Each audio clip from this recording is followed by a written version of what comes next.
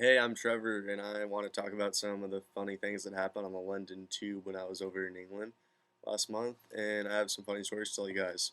So the first one was when we first I'm got there, loving it. we flew into London Heathrow, and then we took the subway into, the city center, and the line we were on was called the Piccadilly line, and we first got on the station, or we first got on at the station, and the first thing you hear, once you sit down is this little British voice that comes up and says, "This is a Piccadilly line service to Cockfosters." And I started cracking up because she said Cockfosters.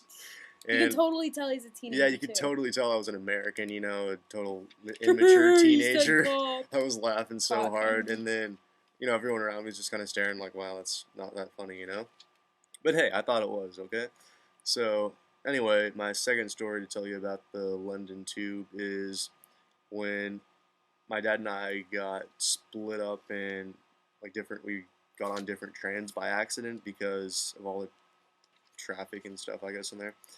So we got off one train, we were going to transfer to another, and I was walking in front of him, and then there were a lot of people, and we just kind of got lost from each other. And I ended up getting on the train just as the doors were closing, and the top of the doors kind of curve up. And I'm pretty tall, I'm like 6'1", and the doors hit my head as they were closing, and I kind of like fell in the train. And all the people on the train were staring at me, trying not to laugh. I'm like, hey, it's okay, go ahead and laugh. That was kind of funny. And then I looked Did you out the really say window. that to them? No, I was just thinking that Yeah, in my that's what I mind. thought. And then I look out the window and I see my dad, and he's like looking at me, and then he just sits down at the bench, like, oh, I guess we'll just take the next train, because we knew where we were going, so we knew where to get off.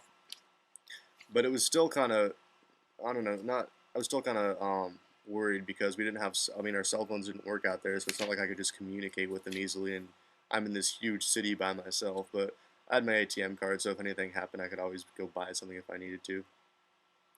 But Dude. yeah, those are my funny stories from London about the tube. And overall, it was an awesome city. I really want to go back and check it out more.